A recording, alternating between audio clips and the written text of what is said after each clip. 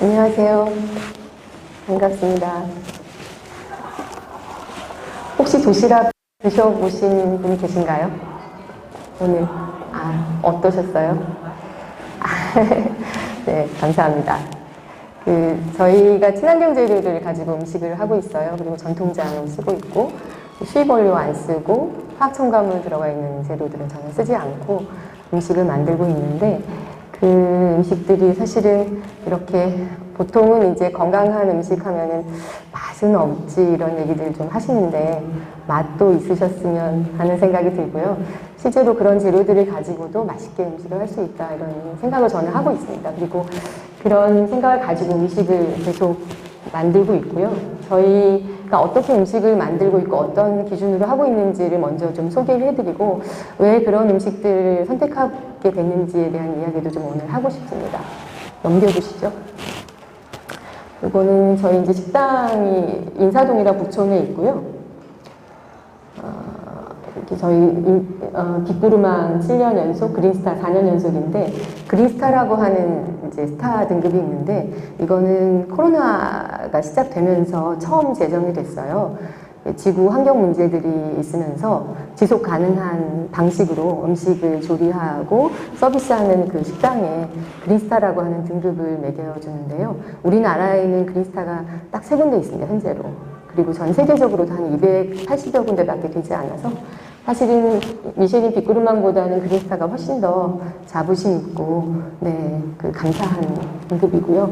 올려주십시오. 올려주십시오.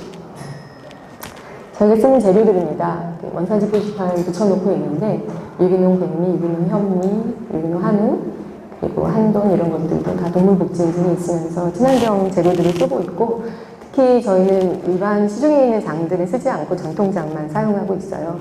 그래서 저희 식당에 처음 입사해서 이렇게 제품 들어올 때 거래면에서 본 요리사들이 깜짝 놀랍니다. 정말 이 참기름을 쓰는 게 맞냐고, 그리고 이 간장을 쓰는 게 맞냐고.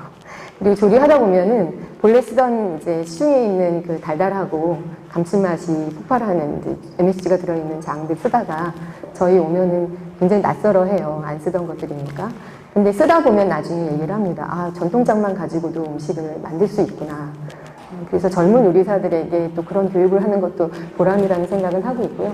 어쨌든 이런 재료들을 쓰고 있습니다. 저희가 왜 이런 재료를 쓰기 시작했는지에 대한 얘기를 오늘 좀 하려고 해요. 지금 저희가 쓰고 있는 재료들과 지향하는 바입니다. 친환경 재료들 그리고 제철 농산물, 전통장을 쓰는 것이 저는 굉장히 아름다운 일이라는 생각을 해요. 그리고 그런 재료들 자체가 가지고 있는 아름다움이 있다고 생각합니다. 그래서 꽃 밥에 피다라고는 이름 안에도 그 이름을 만들 때 그 생각을 넣었어요. 꽃처럼 아름다운 밥상을 피어나게 하고 싶다는 의미가 꽃밥에 피다라는 이름 안에 들어있고요. 올려주십시오. 올려주십시오.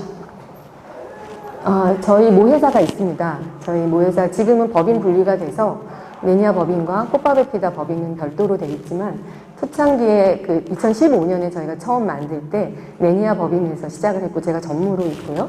여기 매니아의 지향입니다. 좋은 생각을 전달하는 파동, 새싹, 씨앗, 농부의 지문. 이게 매니아 로고고요. 저희가 지향하는 바입니다. 넘겨주세요. 여기도 동일해요. GMO 원료를 쓰지 않고 그리고 유해한 화학 첨가를 쓰지 않고 전 성분을 공개해주고 그리고 유기농, 무농약 인증 있는 유리를 쓰고 가능한 친환경 농산물을 쓰고 우리 농산물 사용하고 넘겨주십시오.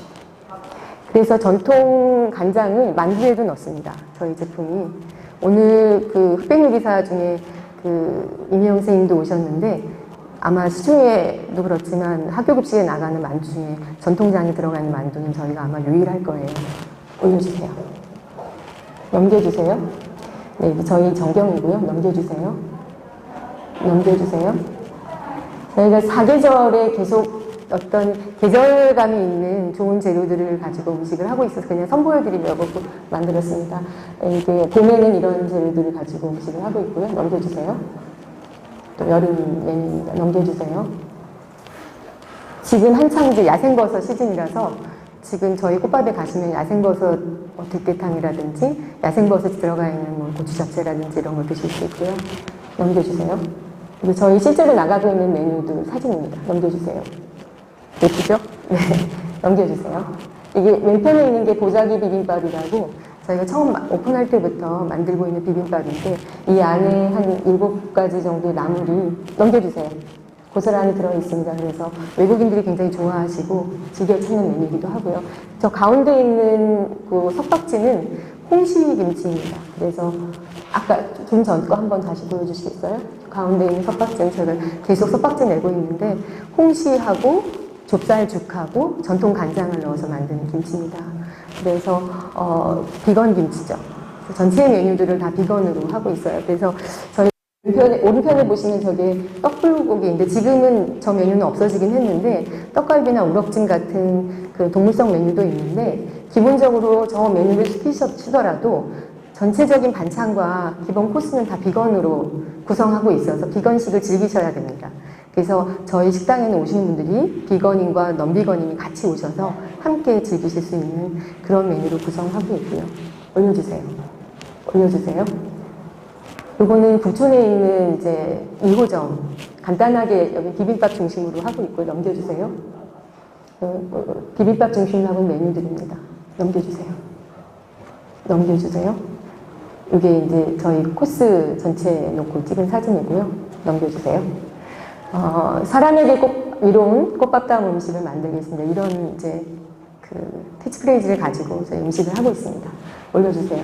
저희가 이런 음식을 하게 된 뭐 여러 가지 이유들 중에 몇 가지를 오늘 좀 이야기하고 싶어요.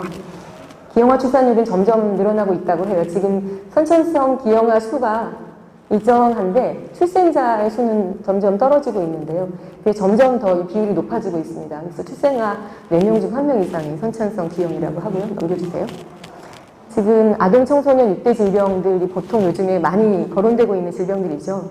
다들 아시는 질병들인데 아토피, ADHD, 비만, 우울증, 뭐 게임 중독까지. 그런데 이런 발병 요인, 이런 질병들의 발병 요인으로 거론되는 것들이 있습니다. 보시면 제가 동그라미 쳐놓은 것들은 좀 같이 봤으면 하는 것들인데 화학적 합성 첨가물이나 유해 화학물질이나 영양 불균형, 미네랄 부족 이런 것들이 있네요. 미네랄 부족이 좀 유독 눈에 띄지 않으십니까? 미네랄 부족인데 왜 우울증이 생기지? 미네랄 부족인데 왜 비만일까? 비만은 많이 먹어서 생기는 병 아닌가? 이런 생각 하실 텐데요. 오늘 그 얘기를 좀 해볼까 합니다. 넘겨주세요. 이게 다큐멘터리 중에서 제가 하나 캡처한 건데요. 영국 서리 대학에서 인공 착색료 연구를 했다고 합니다. 그 널리 알려져 있는 많이 쓰이고 있는 색소가 들어가 있는 그 음료를 아이들한테 먹였어요. 넘겨주세요. 이게 타트라진이라고 하는 착색료가 들어가 있는 음료인데요. 이걸 먹고 나서 오줌 속에 몸 안에 들어있는 미네랄, 아연이 어떻게 되는지를 본 건데요. 시간이 지날수록 과잉 행동들, 그러니까 ADHD 증후군 있는 아이들은 더 빨리 그 아연을 배출해내고 있습니다. 일반군도 물론 시간이 지나면 나중에 배출하고 있죠. 넘겨주세요. 그러니까 이제 우리 몸에는 그 우리 두뇌와 우리 몸을 움직이는데 되게 중요한 미세 미네랄들이 많이 있어요. 칼슘, 칼륨, 요오드, 아연, 마그네슘 등등. 넘겨주세요. 이런 것들은 효소 활성화를 시키고 세포 성장을 일으키고 산소 운반을 하고 신경도 활성화하는 데 되게 중요한 요소들이거든요. 넘겨주세요. 그래서 이런 미네랄들이 어떤 역할을 하냐면 머릿속에 전전두엽이라고 어떤 일들을 계획하고 실행하고 운동을 하게 하는 그런 기능을 이런 미세 미네랄들이 뇌신경 전달 물질로 만들어져서 활동을 하도록 하는데 이런 미세 미네랄들이 부족하게 되면 어떤 일들이 일어나냐면 집중력 저하, 피로, 불안, 스트레스, 뇌기능 저하 이런 겁니다. 그런데 아까 그 영상 캡처한 것들에서 오줌 속의 아연 양이 타트라진 같은 화학적인 물질이 들어갔을 때 어떻게 됐나요? 배출이 됐죠. 아연하고 같이 결합해서. 그러니까 이런 그 몸 안에 특히 뭐 이를테면 농약이나 이런 것들이 들어있는 중금속이라든지 일반적인 화학적인 합성 첨가물이 들어가 있는 여러 가지 화학적 합성 물질이라든지 이런 것들이 몸 안에 들어왔을 때 우리 몸은 그것들을 배설하기 위해서 해독해내기 위해서 이런 중요한 우리 두뇌와 이런 집중력이나 뭐 이런 것들을 원활하게 하는 뇌신경 전달 물질의 아주 중요한 요소들인 이런 미세 미네랄들을 배출해낸다는 뜻입니다. 그래서 우리가 좋은 음식들을 먹었을 때 섭취해야 되는 그런 모든 좋은 영양소들이 어떻게 될까요? 몸 안에 남아있지 않고 배출되게 된다는 거죠. 그래서 저는 가급적이면 이런 가공식품이나 아니면 농약 화학물질이 많이 들어가 있는 그런 음식들을 좀 덜 먹으면 좋겠다는 생각을 하고 있어요. 그래야지만 내가 지금 이미 내 건강을 위해서 먹었던 음식들의 좋은 영양소들이 몸 안에 잘 남아서 내 몸을 건강하게 하는데, 활동하는데 쓰여질 수 있겠죠. 넘겨주세요. 그런데 우리 현대 사회에는 굉장히 가공식품이 많이 발달하고 있습니다. 그래서 이게 지금 학교급식에 가공식품이 점점 더 사용이 많이 된다는 지표를 보여드리려고 2013년과 2022년 데이터를 갖고 왔는데, 지금 총 합계해 보시면 지금 가공식품, 공산품 그 함유량이 2013년보다 더 늘어났습니다. 40%가 넘습니다. 그러니까 전체 식재료를 구성하는 데 있어서 가공식품은 그만큼 많이 사용한다는 것이고, 사실은 이거는 학교급식의 얘기만은 아니죠. 여러분들 냉장고는 어떠십니까? 냉장고 딱 열어보면은 사실은 굉장히 바쁜 사회 속에 살고 있기 때문에 가공 먹거리 안 먹을 수 없잖아요. 라면도 먹고, 또 뭐 볶음밥 할 때도 소스 넣기도 하고, 뭐 짬뽕이나 이런 것들 집에서 그냥 안 끓여 먹죠. 소스 만들어진 거 사다가 섞어서 먹기도 하고, 뭐 돈가스 이런 것들도 집에서 고기 사다가 재워 먹는 사람들이 요즘에 좀 있을까요? 거의 없을걸요. 그냥 시중에 냉동 돈가스나 이런 것들 사다가 아마 드실 건데, 가공식품을 굉장히 많이 먹게 됩니다. 그래서 실제로 가공식품에는 굉장히 다양한 화학 첨가물이나 수입 원재료나 이런 것들이 들어있기 때문에 그런 것들이 우리 몸 안에서 어떠한 역할을 하고 어떤 영향을 미칠지에 대해서는 고민을 하지 않을 수 없는데요. 넘겨주세요. 그래서 저는 생각하는 것이 플러스 건강법보다는 마이너스 건강법. 그래서 좀 더 좋은 것들을 얼마나 더 많이 먹을까, 이것보다는 좀 더 좋지 않은 것들을 얼마나 덜 먹을까, 이 고민을 지금 우리는 해야 된다는 생각을 하고 있어요. 그래서 내 집에 있는 냉장고, 또 아니면 내가 사 먹는 음식들, 이런 것들, 구매하는 것들에 대해서 가급적이면 좀 화학 첨가물이나 아니면 수입 원료들이나 좋지 않다고 생각되는 것들이 좀 덜 들어간 것들을 선택하는 것, 그게 저희가 식품을 선택하는 지혜가 아닐까 생각을 하고 있고, 사실 그런 기준에서 저희 식당에서도 식재료 선택하는 기준을 삼고 있습니다. 넘겨주세요. 넘겨주세요. 요즘에 흑백요리사, 오늘도 흑백요리사 두 분을 모셔서 얘기를 좀 나누긴 할 건데요. 제가 굉장히 재밌게 봤는데 그 중에 기억 남는 게 있어요. 최현석 셰프가 이런 얘기를 하죠. 주방에서 셰프보다 더 높은 게 뭔가요? 하고 물어보고 그 다음에 어떻게 합니까? 가서 재료를 싹쓸이 해오죠. 네. 그래서 저는 안기도 했고, 실제로 맞는 얘기를 참 잘해줬다는 생각을 했어요. 실제 요리를 하시는 분들 중에 좋은 식재료들을 얼마나 잘 구입해서 그걸로 요리를 하는가가 참 중요한 문제인데, 사실 그런 부분들에 핵심적으로 접근해서 그렇게 정말로 그렇게 하시는 분들이 많지는 않으실 것 같기도 하고, 또 많으실 것 같기도 하고 그렇습니다. 넘겨주세요. 그래서 현대 먹거리 핵심 문제등 원료 안정성, 생산 방법의 문제가 아닌가 하는 생각이 들고요. 그 원료 문제가 제기되니까 얘기하지 않을 수 없는 게 저희 나라 곡물 자급률입니다. 식량 자급률이고요. 우리 자급률이 지금 20%도 안 됩니다. 18.5%로 떨어졌고요. 밀 자급률은 어떻습니까? 1%대에서 왔다 갔다 하고 있어요. 그러니까 우리가 먹고 있는, 우리 지금 사실은 밀 소비를 많이 하고 있는 국가예요. 제2의 그 주식이 밀일 텐데, 우리가 많이 먹고 있는 그 밀에 1%도 국산밀을 쓰지 않고 있는 거죠. 다 수입해온 것들. 넘겨주세요. 그런데 식용밀 수입량이 260만 톤, 2022년도 엄청난 양을 수입하고 있고 우리가 그걸 다 갖다 먹고 있습니다. 넘겨주세요. 그런데 수입산밀에 엄청난 제초제를 미리 처리한다는 것을 들어보신 적 있나요? 네, 국산밀은 사실은 뭐 글리포세이트를 살포한다는 얘기는 전 들어본 적이 없는데요. 넘겨주세요. 쌀에도 밀에도 콩에도 수입해는 것들에는 굉장히 많은 ppm의 글리포세이트가 노출이 되어 있고, 이건 제초제입니다. 풀을 없애주는. 특히 GMO 농산물이 이 글리포세이트의 안전한 농산물이라고 생산하는 거죠. 안전하다고 하는 게 뭐냐면 저걸 뿌리더라도 농작물이 죽지 않도록 유전자를 조작한 거. 넘겨주세요.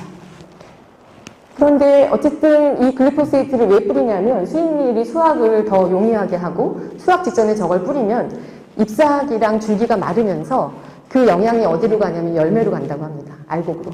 알곡이 더 굵어지고, 그리고 잎사귀가 마르니까 수확을 하기가 더 편해지는 거죠. 그래서 글리포세이트를 수확 직전에 살포한다고요. 넘겨주세요. 그런데 이게 제초제 성분이 암 발병 위험률이 41% 높다는 이런 연구 결과도 있고요. 넘겨주세요. 그리고 살충제가 생각보다 훨씬 오래 나고 더 멀리 영향을 끼친다라고 하는 뉴스들이 계속 나오고 있습니다. 넘겨주세요. 이게 독일에도 발암물질, 오스트리아에도 그렇고 퇴출 논란이 있고 넘겨주세요. 이게 농약 글리포세이트 성분이 동물 신경계에도 영향을 미친다. 예쁜 꼬마 선충에게 글리포세이트를 이렇게 뿌렸더니 어쨌든 그 신경세포에 문제가 생겼다. 넘겨주세요. 그리고 꿀벌의 기억과 색깔 구분 능력이 없어진다. 글리포세이트를 노출된 벌들이. 그래서 학습 능력이 손상돼서 문제가 생긴다. 그런데 꿀벌의 뇌와 인간의 뇌 구조는 비슷하다. 이런 얘기들이 있고요. 넘겨주세요. 글리포세이트가 올챙이의 기형을 유발했다. 이런 뉴스도 있습니다. 넘겨주세요. 생식에도 영향을 미친다. 글리포세이트가. 식물의 생식에 영향을 미치는데 동물의 생식에는 어떤 문제가 있을까? 아직 연구된 바가 없죠. 왜냐하면 GMO 농산물이 생산돼가지고 저희들이 먹기 시작한 지가 이제 20여 년 된 거니까요. 아직 100년도 지나지 않았습니다. 이런 문제가 동물에게도 생겼을 때 그동안에 먹었던 이 GMO 조작된 농산물이나 글리포세이트나 아니면 농약이나 살충제나 이런 것들을 그 문제들을 저희가 어떻게 극복하고 해결해야 될지는 잘 모르겠어요. 넘겨주세요. 그런데 우리나라 식품에 곳곳에 이런 유전자 조작 식품이라든지 저런 제초제나 글리포세이트에 노출되어 있는 음식들이 너무 많습니다. 왜냐하면 굉장히 많은 양의 이런 유전자 조작 식품들 그리고 글리포세이트에 노출되어 있는 밀들이 수입되고 있고 그것들이 대부분 다 어디로 쓰이고 있느냐? 가공 먹거리 안에 들어가 있기 때문이에요. 여러분 냉장고 안에 다 있는 것들 아닙니까? 그렇죠? 다 보시면 너무 편하게 지금 먹을 수 있는 제품들이 넘겨주세요. 넘겨주세요. 이게 이제 두 가지 학교급식에 지금 나가고 있는 제품 두 가지의 뒷면 원재료 성분을 비교했어요. 둘 다 학교에 지금 현재 나가고 있는 제품들이에요. 지금 여러분들은 왼편과 오른편 중에서 어떤 걸 선택하시겠어요? 왼편이요? 그런데 오른편은 무농약 우리밀 마늘 토스트로 학교급식에서 선생님들이 얘기할 수 있어요. 그리고 가격이 아마 가격 차이가 날 겁니다. 조금 더 저렴하게 먹을 수 있겠죠. 합성감을 넣고 좀 저렴하게 만들 수 있으니까요. 여러분은 어떤 걸 선택하시겠습니까? 선택의 기로에 있습니다. 넘겨주세요. 이게 어떤 빵의 함량 표시입니다. 슈퍼마켓에서 흔하게 볼 수 있는 삼립빵 뭐 이런 것들인데 보시면 도대체 이게 음식에 들어가는 재료일까 싶은 정도의 알 수 없는 이름들이 많이 써 있어요. 내가 알 수 없는 재료들이 너무 많이 가공식품에 들어가 있는 거죠. 혼합 제제 해놓고 가로 열고 뭐뭐뭐뭐 저게 아마 그 제재 안에 들어간 게 다 표시되어 있지도 않았을 거예요. 앞에 여러 가지 재료 중에 앞에 있는 몇 가지만 적게 돼 있으니까요. 넘겨주세요. 그래서 제가 이제 학교 급식을 하시는 분들께는 가급적이면 식재료로 선택하실 때 원산지 증명서, 토목지도 보고서, 각종 시험 성적서를 업체한테 요구를 해달라. 그래서 그런 것도 좀 보시고 이 안에 실제로 어떤 것들이 들어있는지 좀 판단하시고 주문하시면 좋겠다는 생각을 하고 있고요. 넘겨주세요. 그런 얘기들을 말씀을 드리고 있고 세부 원재료, 국내산 원료를 사용하는가? 수입 원료들 되게 많이 쓰이고 있으니까요. 넘겨주세요. 그리고 이게 지금 보시면 전통 방식 된장과 공장식 된장 두 개 급식 나가는 것들 원재료예요. 원래 된장은 딱 저 세 가지만 있으면 되잖아요. 그렇죠? 근데 오른쪽 된장 보시면 수입산 콩에다가 거기 수입 밀에다가 또 밀쌀에 수입산 메주 된장을 또 사다가 거기 주정은 왜 넣나요? 주정은? 네, 그게 이제 곰팡이가 끼잖아요. 보통은 이제 도계에서 된장 담그면 위에 하얀 곰팡이들 끼면 이렇게 걷어내고 안에 거 퍼다가 먹는 게 원래 우리 엄마들이 된장 담그시면 그렇게 드시는데 요즘 사람들은 그렇게 되면 이제 이렇게 썩은 거나 아니면 곰팡이에 오염된 걸로 생각해서 반품이 되니까 그래서 보통 이제 일반적인 업체들에서는 저 주정이나 이런 처리를 해갖고 보내죠. 그렇게 하면 곰팡이가 생기지 않을 수 있게 하니까. 근데 원래 이제 안에 발효균들이 움직이면서 그런 것도 생기는 건데 그런 걸 딱 맞게 되면은 저게 실제로 정말 발효한 된장으로서의 제맛을 낼 수 있는 건지는 그것도 잘 모르겠어요. 넘겨주세요. 이게 둘 다 국산이에요. 왼편은 전통 방식의 고추장이고 오른편은 공장식 고추장이에요. 고춧가루가 오른편도 국산 고춧가루 6% 사용하고 있고 왼편은 고춧가루 국산 18% 쓰고 있습니다. 성분으로 보시면 여러분들은 이쪽 오른쪽도 국산 고추장으로 아마 팔릴 겁니다. 어떤 거 선택하시겠어요? 가격이 반값이면요? 가격이 반값이면. 이 가격의 문제 앞에 놓고서는 참 어려워요. 학교 영양사 선생님도 조리사 선생님도 아마 이런 것들에 대해서는 많이 고민하시는 분이 계실 거고 덜 고민하시는 분이 계실 거예요. 그리고 현재 나한테 닥쳐져 있는 환경과 여건 안에서 가장 최선의 선택을 하시겠죠. 여러분들도 그러시겠죠. 집에 있는 뭐 음식들 만드실 때 내가 고추장, 된장 하나 선택할 때도 내 경제 사정 보실 거잖아요. 근데 저는 이런 생각은 합니다. 조금 덜 먹더라도 좀 좋은 거를 먹으면 좋겠다. 한 번 덜 먹고 그 대신 좀 영양이 풍부한 좋은 먹거리를 선택할 수 있으면 좋겠다. 그리고 그러기 위해서는 내가 어떤 게 좋은 것인지를 판단할 수 있는 기준이 좀 있어야 되잖아요. 그런 기준들을 우리가 좀 가지고 있으면 좋겠다 생각을 좀 하고 있고요. 넘겨주세요. 화학 첨가물도 보셔야 되는데 넘겨주세요. 이게 화학적 합성 첨가물은 인체 내 생화학 반응을 교란시키거나 세포에 손상을 입히기도 하고 또 이것들이 해독, 배설되는 과정 속에서 가지고 있는, 내 몸에 이미 가지고 있는 영양소를 흠모하고 있다. 이런 얘기거든요. 넘겨주세요. 지금 보시면 이게 너무 복잡한 원료들, 오른쪽에. 이것도 급식에 나가는 돈가스예요. 너무 많이 들어있죠. 어떤 선생님이 저한테 그 질문을 하셨어요. 왼편보다 오른편이 더 많은 재료가 들어가는데 왜 이쪽이 더 비싸요? 어떻게 생각하세요? 그렇게 생각하세요? 누가 그런 질문을 하셨거든요. 재료가 더 많이 들어가는데 왜 이게 더 비쌀까요? 더 좋은 재료들이 들어가 있고 오른편 같은 경우는 좋은 재료를 덜 넣기 위해서 좋지 않은 재료들, 저희 판단의 수입 재료들, 아주 저렴한 저가의 원료들을 넣고 화학첨가물로 맛을 내는 거죠. 재료가 좋지 않으면 음식 맛이 나기가 쉽지 않으니까 좋지 않은 재료가 가지고 있는 맛없음을 뭘로 커버합니까? 조미료나 그 밖에 여러 가지 첨가물 가지고 커버하는 거죠. 지금 오른편에 돈가스 같은 경우는 지금 L-글루타민산 나트륨 같은 향미 증진제가 들어가 있고 저기 보시면 베타믹스라고 하는 게 들어가 있어요. 베타믹스가 뭔가요? 저게 돈가스나 이런 냉동 육류 제품에 많이 들어가는데 저게 들어가면 일단 돈가스 여러분들 이렇게 돈가스 전문점 가시면 돈가스를 딱 입에 물면 어때요? 바사삭하게 아주 날카로운 막 피까지 날카롭게 바삭하고 먹게 되잖아요. 근데 그런 식감을 주기 위해서 넣는 거예요. 그래서 보통은 이제 저 베타믹스를 넣게 되면 왼편에 저희 들어가 있는 전란액,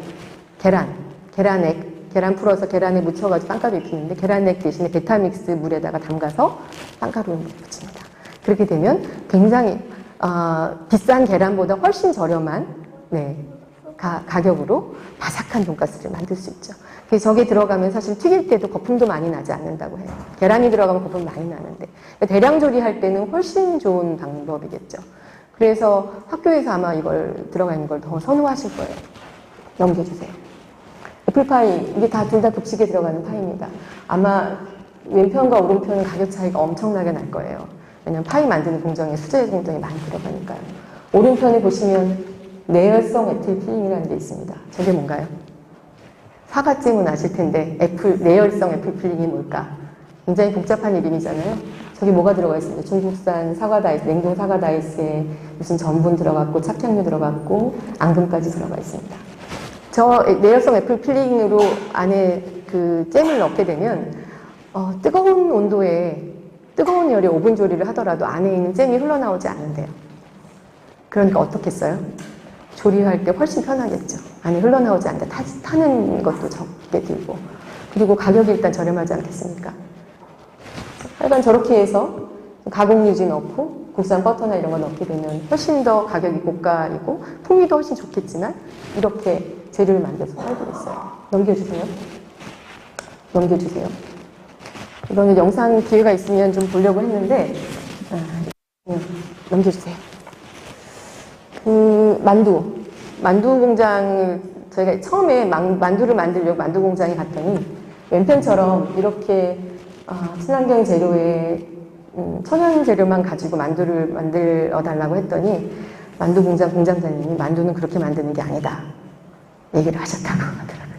만두는 왼편처럼 만드는 거다. 저것도 사실은 고가에 팔리는 만두예요. 왜냐? 국산 돌고 쓰고 있고 밀가루도 국산이잖아요. 그러니까 우리밀 만두로 팔리고 있어요. 둘 다 우리밀 만두인데 성분 차이가 어떻게 나는지 보세요. 오른편 만두 어떻습니까? 지금 소스가 몇 가지가 들어가요. 산도 조절제도 또 들어가고 유화제, 히사나야지 이런 조미료가 더 들어가고요. 여러분들 같으면 어떤 만두 선택하시겠어요?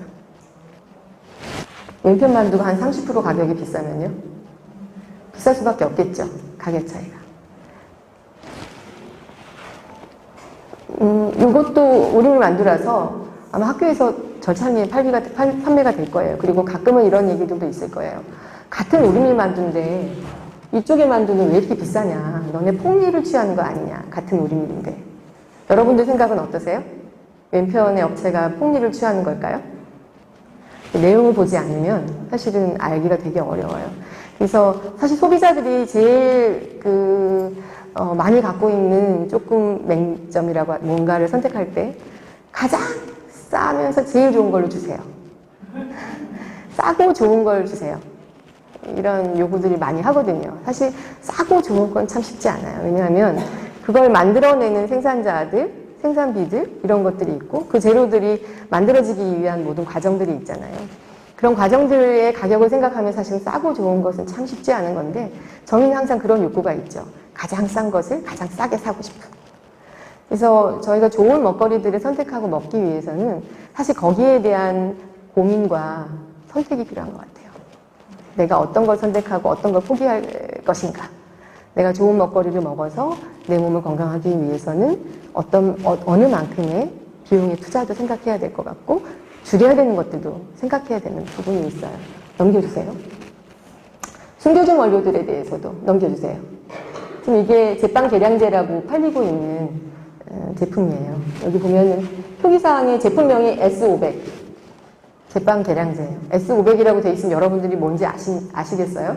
잘 모르시잖아요. 제빵 하시는 분들은 아실 거예요. 저기 성분을 보시면 소맥분, 수입산 미래, 탄산칼슘, 글리세린, 지방산, 에스테르와 간 유화제, 비타민C, 알파-아밀라제, 헤미셀룰라제 이런 성분들이 들어있어요. 그런데 표기사항에 그냥 계량제 그리고 S500 이렇게 써있으면 이게 뭔지 모르잖아요. 안에 뭐가 들어있는지, 수익률 성분인지, 거기에 글리세린, 지방산, 에스테르 같은 유화제가 들어있는지 없는지 알 수 없잖아요. 이런 숨겨진 원료들에 대해서 고민을 해봐야 되는데요. 넘겨주세요. 이게 제빵계량제를 팔고 있는 업체의 그 홈페이지에서 퍼온 거예요. 보시면 제빵계량제는 빵의 부피를 늘려준다. 빵 맛을 좋게 하고 빵 색이 좋게 한다.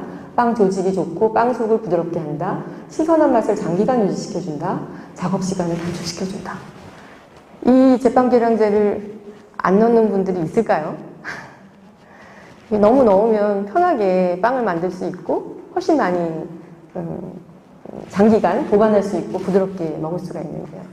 현대의 가공 먹거리들은 사실 이런 방식으로 제품들을 제조해오고 그리고 그런 것들을 더 저렴하게 소비자들에게 사갈 수 있는 그런 구조로 만들어져 있어요. 넘겨주세요.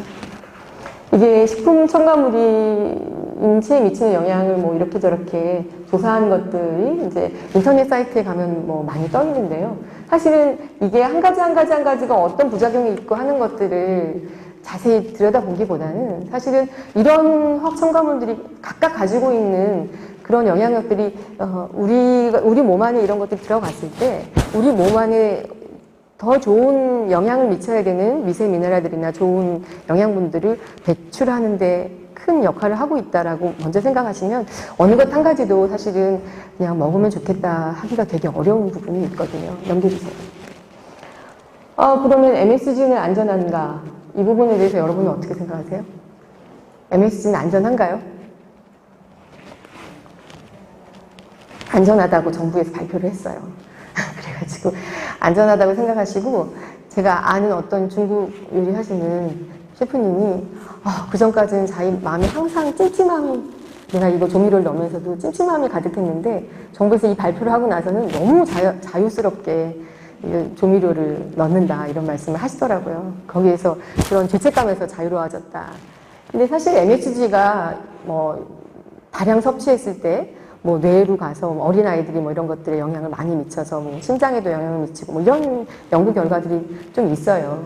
근데 이제 건장한 이제 어른들이나 이 성인들이 막 먹는다고 해서 그것들이 바로 내일 어떤 몸에 무슨 큰 영향을 미치지는 않을 거라는 생각을 해요. 뭐 저희 남편 같은 경우는 MSG 많이 들어간 음식 먹으면 막 졸린다고 하고 그러긴 하거든요. 바로 그걸 느끼더라고요. 근데 사실 저는 MSG도 똑같은 문제라고 생각을 해요. MSG를 많이 넣고 음식을 만드는 것은 왜 그렇게 만들까요? MSG 왜 넣을까요? 맛있게 하려고. 우리 집에서 우리 엄마가 음식을 막 하다가 이것도 넣고 저것도 넣고 막 넣는데 맛이 안 나. 그러니까 다시다 조금 넣는다. 이렇게 넣는 거하고 된장찌개집 시중에 있는 그냥 음식점 식당에서 된장찌개를 끓일 때 조개다시다에다가 국물을 풀어서 거기다가 이것저것 넣어서 된장찌개를 끓이는 거하고 두 가지는 같은 내용일까요? 다른 내용일까요? 좀 다르겠죠. 네. 그러니까 식당에서 사실은 이 조미료를 사용하는 이유는 원재료의 가격들이 부담되니까 원재료를 가능하면 좀 비싼 원재료를 덜 넣고 좀 저렴한 것으로 맛을 내려 하는 목적이 더 커요. 그래서 뭐 보통 집에서 황태머리라든지 멸치라든지 다시마 이런 것들을 넣고 푹 우려내서 국물을 내서 음식을 하시는 엄마의 그 손길, 그런 음식이 가지고 있는 영양분하고 식당에서 조개다시다 넣고 거기에 뭐 애호박 조금 넣고 새우 몇 개 넣고 뭐 이렇게 해가지고 끓이는 5,000원짜리 된장 뭐 이런 거는 가격 차이뿐만 아니고 그 원료가 가지고 있는 맛과 영양의 차이도 있을 거예요. 그래서 보통 집밥 아니라 바깥의 음식 한 3년 먹고 나면 몸이 고른다고 하잖아요. 그 이유가 사실은 여기에 있다고 저는 생각하거든요. 그래서 MSG의 문제는 MSG가 가지고 있는 그게 먹고 나서 몸 안에 어떤 유해한 어떤 영향을 미치는 그 문제도 물론 있을 수 있겠지만 그거보다는 MSG가 들어가 있는 음식, 시중의 음식들이 가지고 있는 영양의 불균형의 문제가 더 크다는 생각을 해요. 그런 것들을 저희가 계속 섭취했을 때는 우리 몸 안에 그러한 미네랄들이 부족하게 되고 그런 것들이 결국에는 어떻게 될까요? 집중력 저하, 스트레스 이런 것들이 다 연결이 돼서 몸의 전체적인 불균형이 올 수 있겠죠. 저희가 그런 식생활을 계속 유지한다고 하면. 그래서 MS 문제는 사실은 저는 그 문제에 더 집중해야 된다는 생각을 하고 있고요. 넘겨주세요. 넘겨주세요. 그래서 사실 화학적 합성 첨가물은 뭐 단품 하나하나 먹었을 때 어떤 문제 같은 것들도 있겠지만 그것들이 몇 가지가 같이 그 식품 안에 들어갔을 때 어떤 영향을 미치냐 이런 것도 되게 고민스러운 문제거든요. 지금 이게 식약처에서 예전에 금지한 두 가지 물질이 있어요. 비타민C하고 안식해산나트륨. 두 가지를 같이 넣고 음식을 조리하거나 하면은 얘들이 서로 반응을 해서 거기에 발암물질을 생성한다고 해요. 그 두 가지는 음식 안에 넣지 못하도록 법적으로 규제하고 있다고 하는데요. 여러분 생각해 보세요. 오늘 제가 점심에 안식해산나트륨이 들어가 있는 부대찌개를 먹고 후식으로 비타 500을 먹었어요. 우리 몸 안에 어떻게 될까요? 비타민C와 안식해산나트륨이 어떻게 반응을 일으킬까요? 그게 사실은 화학적인 반응을 몸 안에 일으킬 수도 있고 안 일으킬 수도 있지만 그러나 우리나라에서 법적으로 허용하고 있는 합성 첨가물은 665가지가 넘어요. 600가지가 넘는 화학 첨가물이 있고 제가 어떤 알로에 주스는 한 20여 가지 첨가물로만 만들어진 걸 제가 봤어요. 알로에는 한 방울도 안 들어가고 알로에 향부터 해서 색소 뭐 이런 것들 등등해서 한 20여 가지 첨가물이 들어가더라고요. 근데 맛은 대략 알로에, 달달한 알로에 맛이야. 근데 그렇게 만든 식품들도 굉장히 많이 있거든요. 저렴하게 판매되고 있는 아이들이 먹는 특히 간식들 이런 것들은요. 그런데 그 안에 뭐 10가지, 2가지, 3가지 합성 첨가물 들어가 있는 음식들을 내가 오늘 뭐 한 20가지 이상 먹을 수도 있죠. 그렇게 됐을 때 그 각각의 합성 첨가물들이 몸 안에서 어떻게 반응을 일으킬지에 대해서는 내가 알 수가 없는 일이에요. 아무도 조사하거나 연구한 결과가 있다고 들어본 적이 없어요. 누구도 하지 않고 있고요. 그냥 각각 비타민C는 몇 프로 넣는 게 적당해. 몇 밀리그램 넣는 게 적당해. 이 정도까지만 조사한 것들이 있는 거거든요. 넘겨주세요. 칼슘과 인 함량도 마찬가지예요. 실제로 칼슘과 인의 비율은 같거나 칼슘이 1.5배나 2배쯤 많은 정도가 몸 안에 균형감을 주고 있다고 해서 몸 안에서 그렇게 됐을 때 안정감을 느낀다고 하는데 칼슘보다 인이 더 많다고 하면 몸 안에서 어떤 역할을 하냐면 인을 배출하기 위해서 칼슘이 인을 잡아당겨서 소비시킨다고 해요. 어떻게 되겠어요, 여러분들? 예, 칼슘이 몸에 들어온 인이 너무 많으니까 인을 배출하기 위해서 칼슘이 소모되면서 몸 안에 칼슘이 없으면 뭘 갖다 쓰겠어요? 뼈 이에 있는 칼슘을 갖다 쓰겠죠. 그러니까 골다공증의 위험이 높은 거예요. 그래서 사실 인산염 종류도 폴리인산나트륨, 폴리인산칼륨, 제일인산칼륨, 산성피로인산나트륨 너무 흔하게 보이는 화학적 합성 첨가물이고 사실은 저런 인산염 종류는 되게 가벼운 독성이 있다고 생각해서 굉장히 많이 쓰이고 있어요. 저런 게 들어가면 식품에도 좀 안정성을 주고 그래서 오랫동안 유통하기에 좋은 제품이 되거든요. 그래서 많이 쓰고 있는 산화방지제, 방부제 역할을 하고 있는 건데 저게 사실은 현재로 그거 단품 하나로는 오히려 더 많이 먹어도 좋다라고 식약처에서 발표를 했는데 우리 몸에 칼슘이 그만큼 충분하지 않기 때문에 저게 불균형이 되게 되면 몸에서는 그 인을 배출하기 위해서 활동을 한다는 거죠. 칼슘이 소모된다. 그래서 골다공증의 위험이 있다. 이게 한 가지만 가지고도 사실은 이런 문제들이 있는데요. 뭐 그 밖에 다른 굉장히 많은 영양소들이 자기들끼리 뭐 여러 영양들이 있겠죠.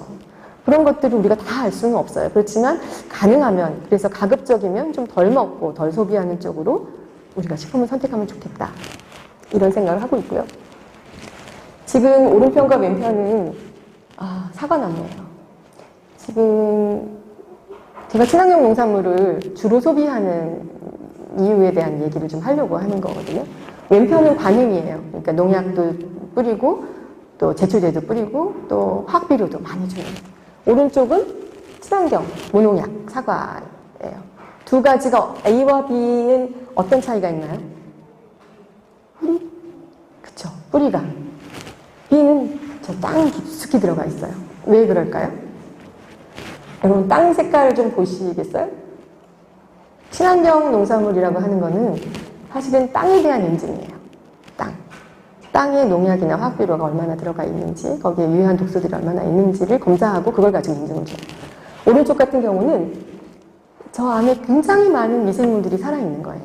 지렁이도 살아있고 벌레들도 살아있고 그 밖의 미생물 우리가 알 수 없는 그것들이 땅속을 막 돌아다니면서 거기서 자기들끼리 살고 먹고 소비하고 배설하고 그러면서 굉장히 많은 다양한 유기물들을 땅속에 배출하겠죠. 그리고 그들이 움직이니까 땅이 어떨 것 같아요? 부드러워요. 폭신폭신하고.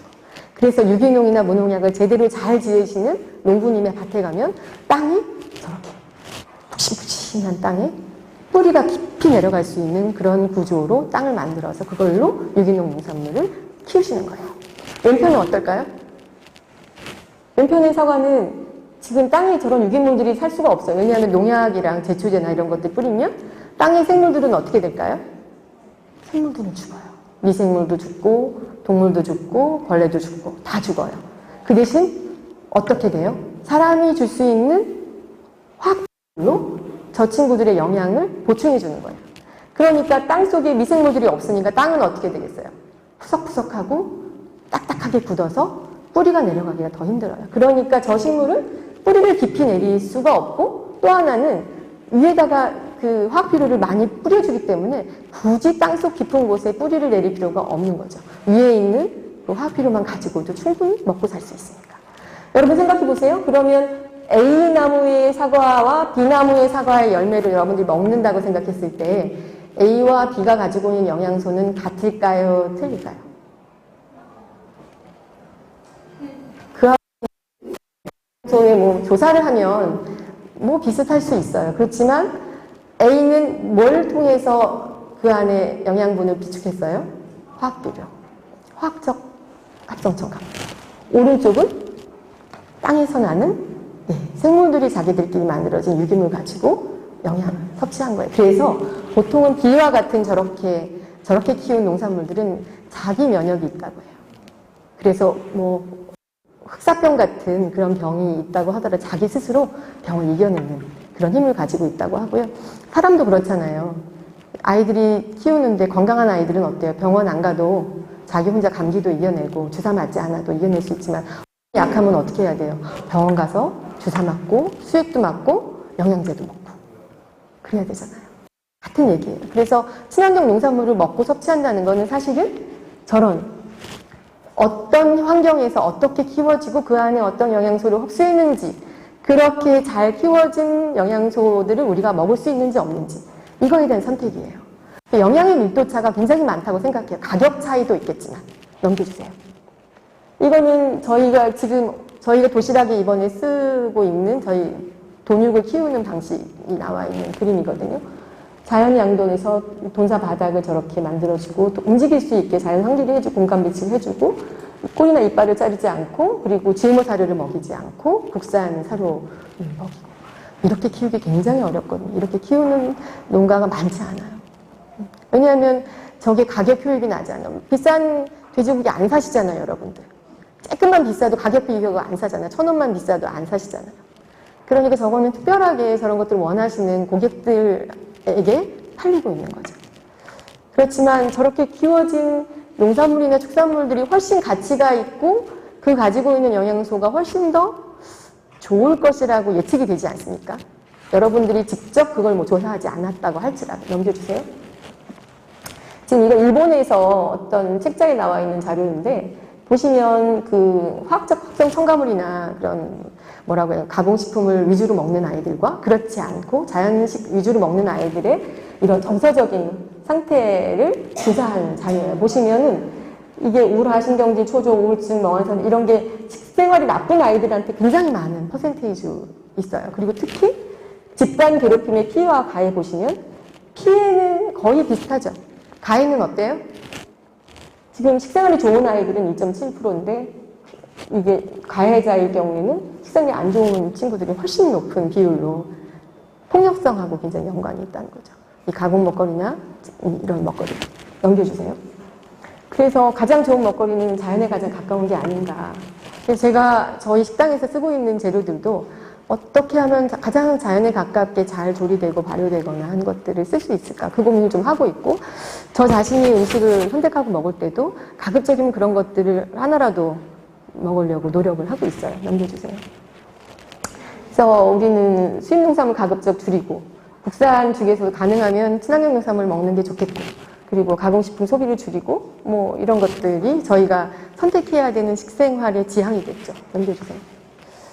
제가 이제 고민을 많이, 이제까지 이런 먹거리 관련된 일들을 해오면서 전국민 먹거리 교육이 필요하지 않을까, 이런 생각을 합니다. 그래서 이 식생활 교육 네트워크 팀들에서 하고 있는 이런 교육 박람회라든지 식생활 교육들이 정말 전국적으로 여러 곳에서 좀 있었으면 좋겠다. 건강한 먹거리들이 학교에서만 가르치는 게 아니라 공공기관, 행정기관, 공적 업무를 하는 담당자들도 교육을 좀 받으면 어떠냐, 그런 생각을 좀 하고 있고, 특히 공부대나 이런 쪽에서 청년들도 교육을 받으면 좋겠다. 먹거리를 어떻게 선택하면 좋을지에 대한. 넘겨주세요. 그리고 우리 전통 먹거리에 대한 문화산업을 좀 키웠으면 좋겠다. 여기도 사실 이 교육 박람회도 사실 그 방향으로 계속 만들어가고 계시는 거잖아요. 여러분들도 아마 집에서 또 살아가시는 여러 과정 속에서 우리 전통 먹거리 문화들이 아름답다고 느끼실 거예요. 그래서 뭐 전통술, 전통음식, 전통장 이런 것들이 계속 더 많이 개발되고 확산될 수 있는 구조로 좀 정책이 좀 만들어지면 좋겠다는 생각을 하고 있고요. 우리 농축산물이 정말 고급스럽고 우아하고 매력적이다, 이런 소문들이 나면 좋겠어요. 수입된 어떤 것들이 더 좋다 이런 게 아니고, 이때면 망고 맛있다고 망고 빙수 먹으러 막 2만 원, 3만 원, 막 10만 원짜리 빙수 먹으러 막 호텔 가시잖아요. 그런데 사실은 우리 농산물로도 굉장히 매력적인 음식들을 할 수 있지 않을까. 그래서 그런 것들을 하는 분들이 좀 많이 늘어났으면 좋겠고, 오늘 이제 토론할 흑백요리사 팀들도 오셨지만 그런 문화들이 조금 많이 개발됐으면 좋겠다는 생각을 합니다. 넘겨주세요. 적어도 그리고 학교급식에서만이라도 GMO 완전 표시제를 해서 GMO 농산물이나 이런 것들이 가급적이면 아이들한테는 좀 덜 먹게, 왜냐면 GMO 원료들이 들어가 있는 식품은 대부분 다 가공식품이거든요. 덜 먹게 했으면 좋겠다.